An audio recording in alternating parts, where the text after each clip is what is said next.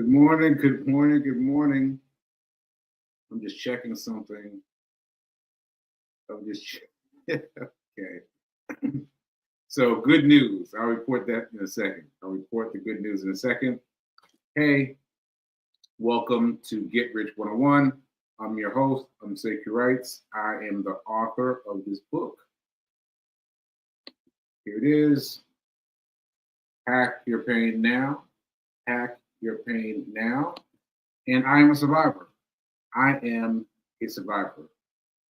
I had my stroke on, grab my piece of paper from mom, on July 14th, 2022. And since then I've been fighting. I've been fighting because I had a hemorrhagic stroke. You haven't heard of it because it's very rare, but it's the type of stroke that only leaves 13% of people alive. 13%. And that's just talking about leaving people alive, period. Just period. Like, even with all the ailments. So I survived a hemorrhagic stroke, and I'm keeping to the path of doing. And so I say on that note, but I just want to say that my mom and I went out to eat with a cousin yesterday, and my mom and my cousin, were talking to me about how well I'm doing. And it's so funny because it feels so opposite for me. It feels opposite for me in that it feels like I am chasing the accoutrements. I think so. I'm chasing the ball of things further south. But meanwhile, people are reporting that I'm doing better. But I feel like I'm going down. Everyone is reporting me going up. And so it's this weird feeling. There is this weird feeling inside me that my brain has not yet figured out how to shoot this part of me across the wilds of my thought process,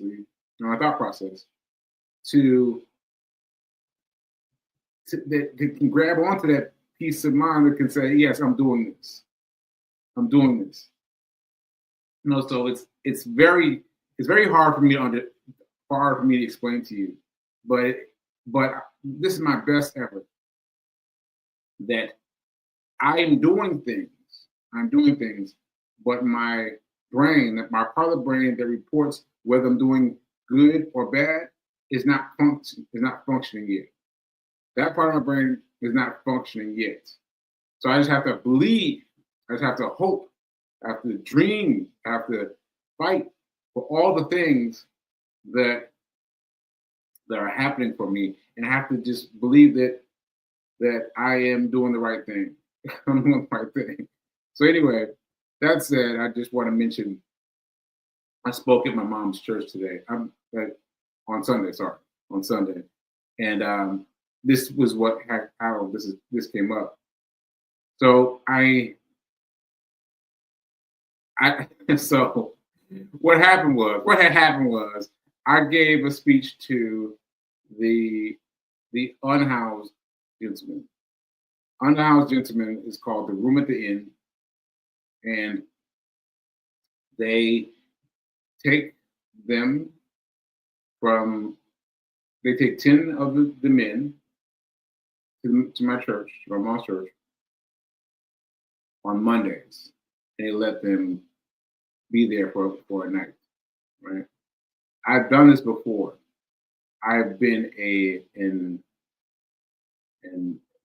I forget what they call it, but I've been an aide for the overnight visit. What happened during that time was my very first time. I'd never done anything with the unhoused population before. It changed my life. But there was this one man there this one man who had survived a tornado. Now, I had survived a tornado, but there was, I just saw it kind of antithetically. I think that's the word. I think that's the word. But I just saw it, kind of nice. The sky turned green. I remember that. The sky turned green. So I went with that in mind. Well, the sky turned green. That was my experience of the tornado. But this man, he tried to fight the tornado at ground zero in a tent. And I was like, a tent? Ground zero? Like, I just couldn't compute. He told me about the noises that a hurricane makes, because apparently if you're down at ground zero, a hurricane makes a sound like a whistle, like a train coming. I was like, what? I never even heard of this. So anyway, he was grabbed by the hurricane and flipped around, and he had a really bad night. He had a really bad night. And he survived it and came to First Baptist Church, Capitol Hill. And he was talking to me about this. Me specifically. Like, not anybody else, me specifically, because I was up. I was up and I was wired about what I was doing, if I was doing everything right for the men. And he was up because he couldn't fathom how he could pray for death. He mentioned that. He prayed for death and have come through to the other side. And so he was talking to me. He was talking to me. He's like, what do I do? Where do I go? And I didn't have any answers. I mean, I could fib. I could fib right now and say, oh, I told him, but no, I didn't. I could not think of anything. It was just me and him awake in the room together, in the side room. And I just couldn't think of anything to do to satisfy him. But my life has been led by him since then, because hopefully he is no longer in the situation. Hopefully he's well rested, got a great apartment, got everything that he ever wanted. But what I want to do is give back to that community, and I want to give that back to that community by talking about money. Yeah, talking about money. Right? I know that sounds weird, but yeah. So I went back this past Monday. I went back to the room at the inn at my mom's church, First Baptist Church, and I spoke to them. I spoke to that, and I said, brothers, if you have any questions about money, ask me. Now, pause, time out. Now, the reason I asked them to ask me about money is because this is what happened to me as a result of my stroke. As a result of my stroke, July 14, 2022, I had to slowly become aware of the fact that I didn't have any benefits. I did not have any benefits, right? And the bills kept coming. And I mean, bills and bills and bills and bills and bills. Something for a stroke, especially a hemorrhagic stroke, the bills are serious, right? So I had to rethink money. Ultimately, I thought about it. I figured I had to rethink money. And I've been rethinking money. And I was here in my mom's house, and I was talking about money, well, as much as I could talk. I was talking about money, and my mom was like, wow, this is great that you're getting this information. You need to teach it to some people. And I was like, I don't know. I don't know. But she insisted. I was like, all right. So that's why I have this show. Right. So anyway, I opened the floor to the men, and they had some great things. There was one guy, I told you all this. I told you this before, but just to re-emphasize, there's this one guy who I gave my attention to, and he really got it. And just to know that I was considered a miracle. He called me that. He said, "Hey man, you are a miracle." So that really fed me, and it helped me in thinking about the guy who I first met at the first time I went to the room then, and how I didn't have any information for him then, but I got information for him now. I got information from him now. So hopefully he's on his way. But if he's out there, just know that there's money. There's money to be had. There's money to be had. So anyway, all that said, I did that on Monday, and then I ran into some people, some church members, and they said, well, you know, they responded to me with peace, with love, with understanding, and I didn't realize that so many people felt that way about me still, because as I mentioned, it was July 14, 2022, so it's been a little bit of time. So people were really praying over me, and so I sent an email to my mom's pastor. Said, "Hey, could you read this?" The church. He said, "Yeah, that's fine. I'll read it." And then at church, he didn't read it. He called me up. I was like, "Oh, oh man!" So I was scrambling. I was like, so my mom assures me. She assures me that I did well. I did not know what I said. I was like, this is how I felt. I felt like I was like, that's how I felt. That's how I feel when I'm speaking, except in small spurts of time. Anything longer than a few ebbs of time, I start feeling like I'm going, right? And I didn't know what to do. I just said something, and then I said Ashe. That's how I know that I'm finished. I said Ashe, and some people said some nice things. Some people came up to me after the church and said some nice things. So I knew that I connected, but I couldn't. That part of my brain just doesn't connect. I just have to have faith. And this is what she said. My mom said this. And it was good that I didn't have my phone. Now, mind you, I had my phone, but I didn't have it out and have my notes because I was thinking that would have been my safe place. Mom was saying, no, it was good, it was heartfelt. I was like, oh, so I just have to trust. I just have to trust. And one day my brain will come into full circle. Right, and then I'll be able to encapsulate it. Oh, that reminds me of Bygraves, the portfolio that he put all my money into. Yeah, once again, I'll be able to put everything in my portfolio. Ashe. So anyway, that's what happened.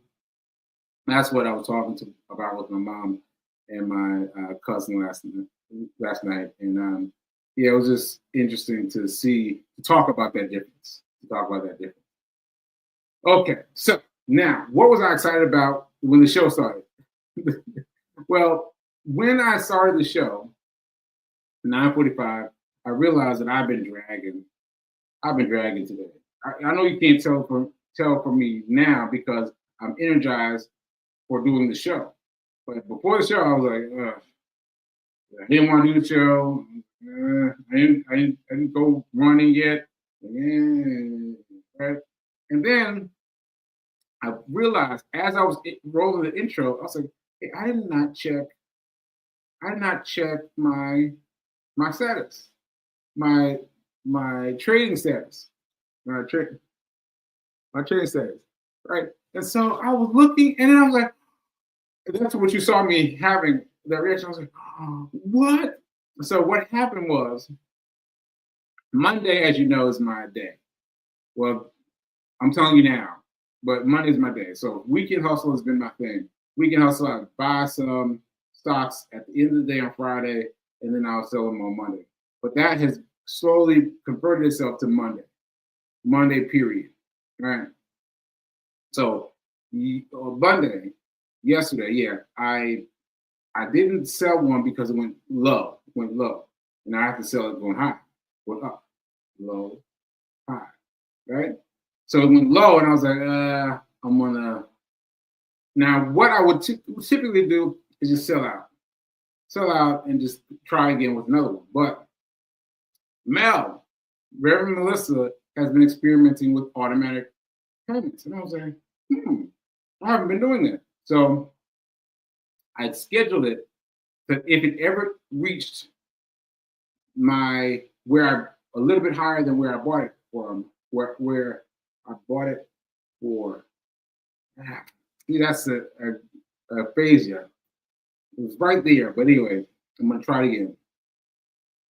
So if the stock price comes up above where I bought it for, then it'll sell, right?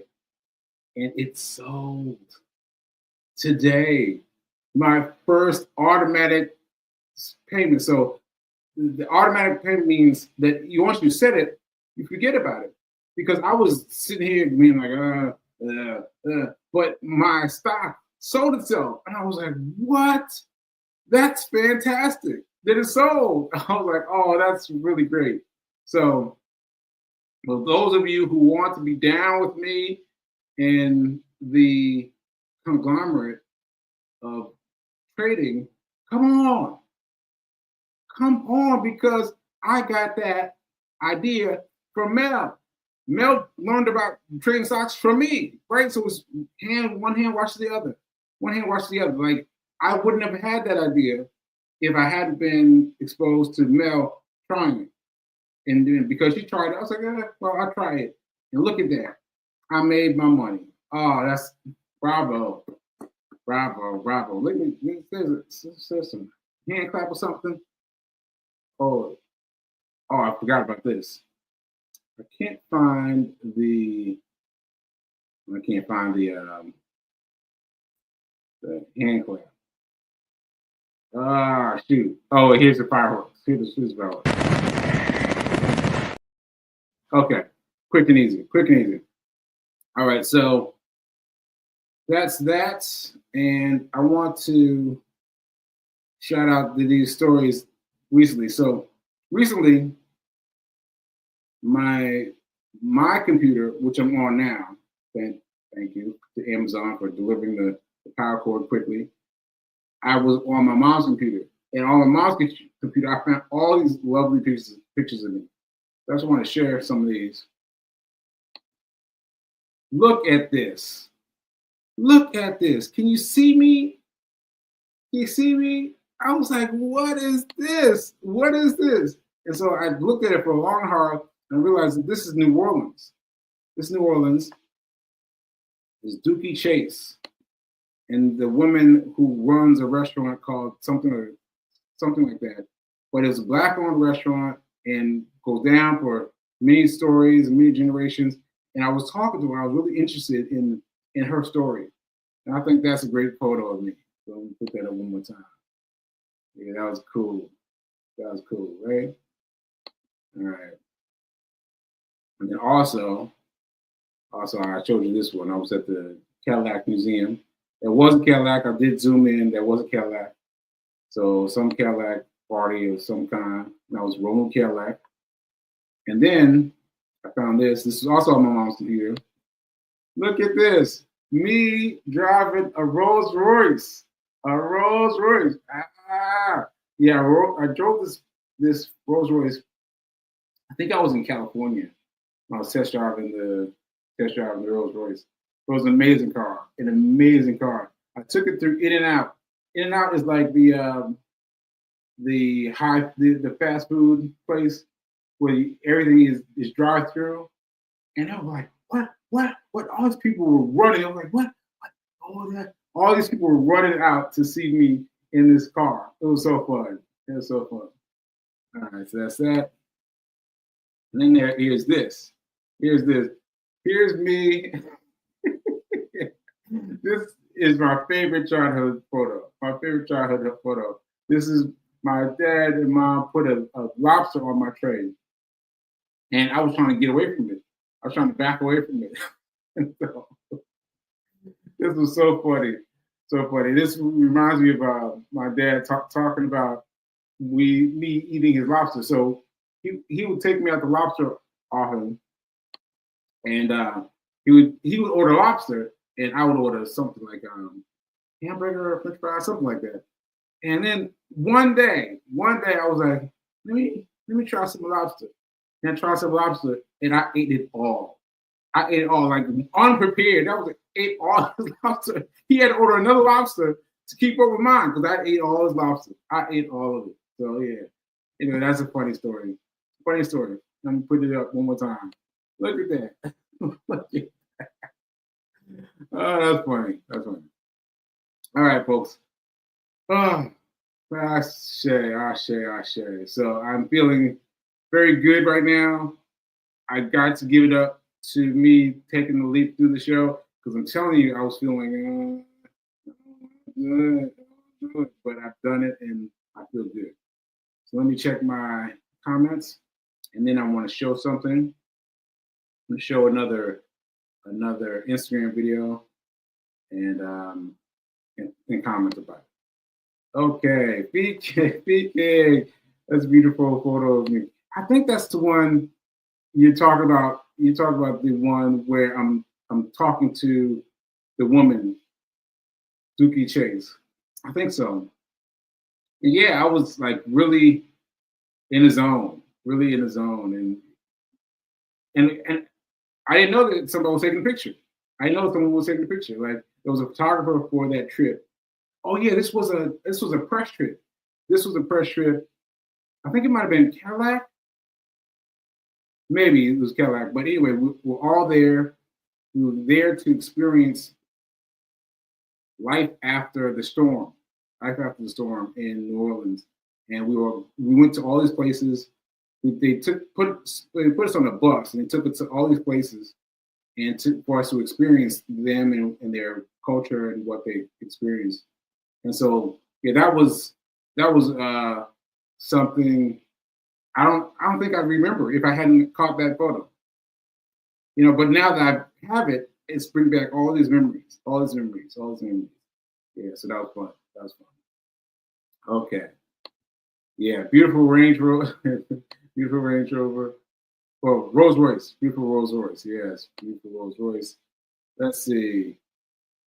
I was just looking at this photo. Your album. You talk about my lobster photo. Lobster photos, hands down, it's my number one photo. And because obviously I don't remember it, but linking the stories together gives me so much joy. Anyway, yes, and now I love lobster. And from that day on, like I don't even remember that story that I told you about me eating my dad's lobster, but I remember loving lobster.